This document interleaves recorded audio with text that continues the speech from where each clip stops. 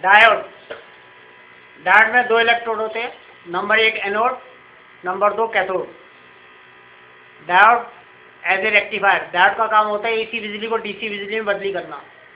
दुनिया में जितने भी इलेक्ट्रॉनिक उपकरण है या इंस्ट्रूमेंट है वो डीसी में काम करते हैं, लेकिन मेन में 220 वोल्ट एसी आते हैं। अब 220 वोल्ट एसी आ रहे हैं, लेकिन radio transistor, TV, tape deck, computer, laptop, mobile phone, जितने भी ये इलेक्ट्रॉनिक्स आइटम है किस में काम करते हैं? डीसी में काम करते हैं। तो अब मेन में आते हैं एसी वोल्ट। अब एसी को डीसी में कन्वर्ट करने के लिए डायोड यूज़ किए जाते हैं।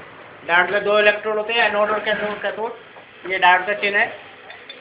इसमें ये वाली साइड एनोड है, ये धारी साइड दी रहती है, इसमें ये धारी दी रहती है, वो साइड कैथोड होती है। Anode, cathode. जब एनोड पर एसी वोल्टेज दिए जाते हैं तो कैथोड पे हमें पॉजिटिव डीसी मिलती है, और अगर कैथोड पे एसी वोल्टेज दे दिया है तो एनोड पे हमें नेगेटिव डीसी मिलती है। ये चीज़ ध्यान रखने वाली है इसमें डायोड में। डायोड के अगर एनोड सिरे पर एसी वोल्टेज देंगे तो कैथोड पे हमें पॉजिटिव डीसी मिलेगी।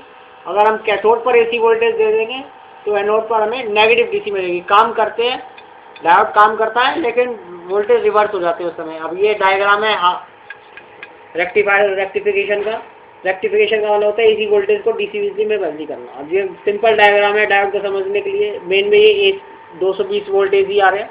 मेन में से एक तार हमने अर्थ कर दी, दूसरी तार ये एमडीआर है, मेन ड्रॉपिंग रेजिस्टेंस लगा के डायोड के एनोड पे हमने ये एसी वोल्टेज दे दी है। अब डायोड के कैथोड पे हमें डीसी मिलेगी।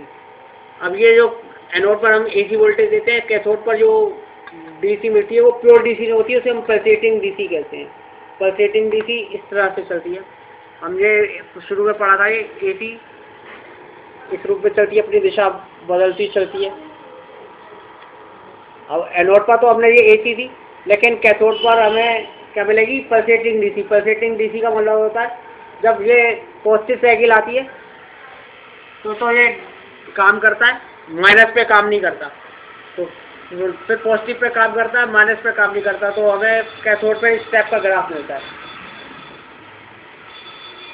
तो ये वाला जो ये एसी है, ये एसी वोल्टेज है, और ये पल्सेटिंग डीसी है।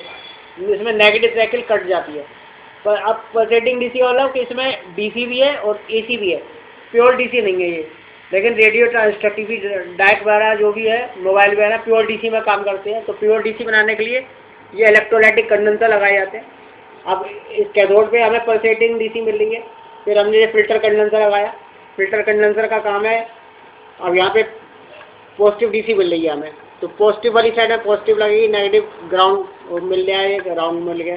तो यहाँ पे जो एसी और डीसी दोनों पल्स आ रही हैं, तो कंडेंसर का इस जगह काम है एसी को पास करना।